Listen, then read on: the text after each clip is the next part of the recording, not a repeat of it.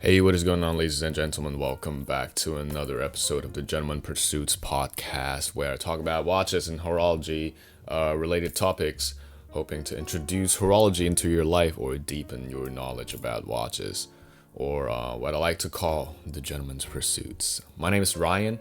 How's everyone doing?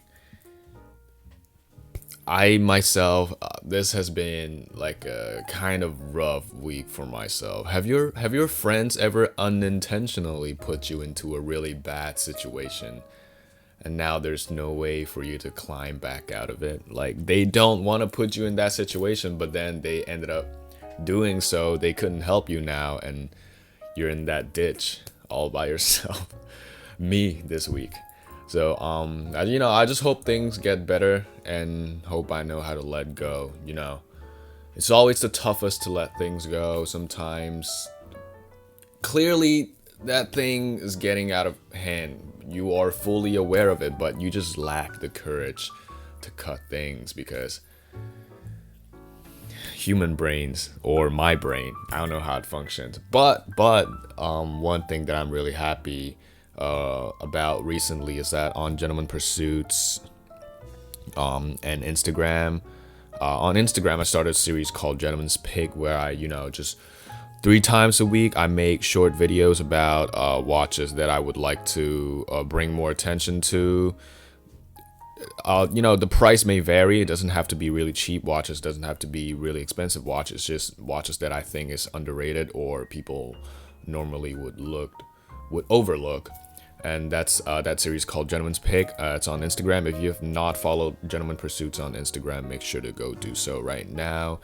And another series I started on the gentlemanpursuits.com is called Tales from the Gram, where I interview watch collectors from Instagram and hope to find interesting anecdotes and stories behind some of their favorite watches, because I feel like although there are a lot of people that buy watches just for the aesthetic, just for the look, just to wear it, to flaunt, whatever reason you want to call it, there are also a lot of people in the watch community that buy watches or have watches that means a lot to them because of what they've been through with the watch, or the whole process, or just interesting stories they have been through with the watch that I want to know more about, because this is what horology is. It's a really close and friendly community.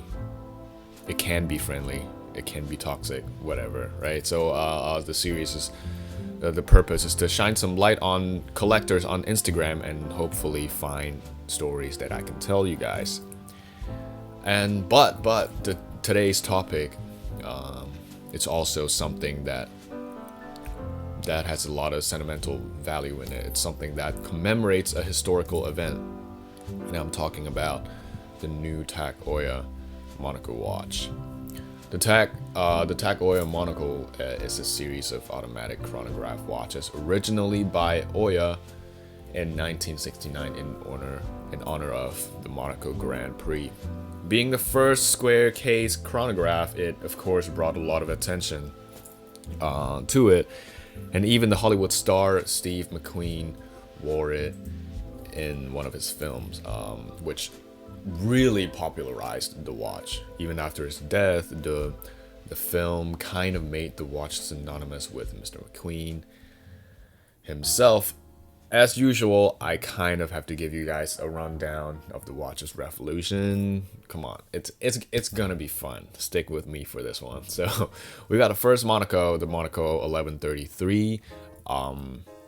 Also, this episode is going to consist of a lot of Monacos, the word. So bear with me. Also good for SEO, right? Is podcast SEO even a thing? I'm not sure. Okay, that's not the point. So we got the Monaco 1133, then the McQueen Monaco, which is a nickname referring to the 1133. Then there are a cluster of Monacos with super long model numbers. But one thing, the Monaco series change out their movement from time to time. So first it was the caliber 11 and 12.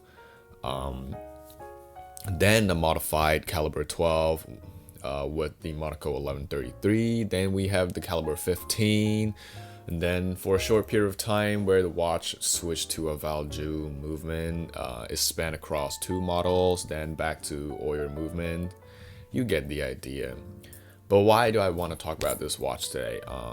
The first is actually pretty interesting. The TAG Heuer Monaco Golf Edition was my first dream watch. Yes, I have no idea why. A square orange looking watch ended up being my number 1 favorite back when I was 17. Right now my dream watch is the IWC Da Vinci perpetual calendar. But back then I don't know why I was so drawn to this, I'd say, unconventional looking watch.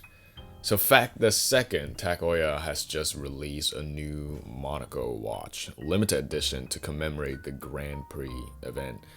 The watch, this watch, I don't think it's a vintage reboot. I think it's a celebratory watch, right? To celebrate the event. The watch comes in red and white color combo. Like, look at that. Like, just look at the watch. Normally, the red and white color scheme only, and when I say only, I mean only, reminds me of the band The White Stripes. Because if you actually go Google The White Stripes now, click on image, you'll see what I mean. It's just red and white. They like to wear red and white. But I don't know what about this watch though. I think it's, adding that silver color from the case and the black calfskin a strap. It gives out a really masculine and prominent vibe. It's like, it's right there in your face. This watch is sitting at 39 millimeters, but because this watch is square, the size and feeling may vary from normal watches. The watch comes with the caliber Heuer 02, taken back in-house and packing in 80 hours power reserve. As I said, I don't really think this is a vintage reboot, but there's no doubt that this watch will give you all the feelings a vintage watch would. And on the top right hand corner, you can see a tiny little race car drawn on, a cute little detail. But to be honest, without that, I don't think it's gonna make much of a difference. And if you turn around, look at the back of the watch, you can see really nice see-through case back, and you can appreciate the movement from inside out. And when I say I don't know what about the font on the case back, it just completes the watch. I think it's the font that's usually seen in Grand Prix events. I think so, I'm not sure, but it's the font on the case back that completes the whole picture. So this watch is for all the Grand Prix lovers out there, or your fans. We know it's unfortunate that this year's event was cancelled, but TAG Heuer did something nice for us, releasing a limited edition watch to hopefully fill the 3-day void on our calendar. The watch is limited edition, as mentioned, and is limited to 1,000 pieces only. And on the back of every watch, on the peripheral of the case back, there's the line 1 of 1,000 engraved onto it. It's available from August 2020 onwards, retailing at around $7,000 US. I think it's massively underpriced. I think for those who are Monaco watch enthusiasts or race car enthusiasts, watch enthusiasts, whatever, I think it's massively underpriced. $7,000 for a limited edition watch that looks this good.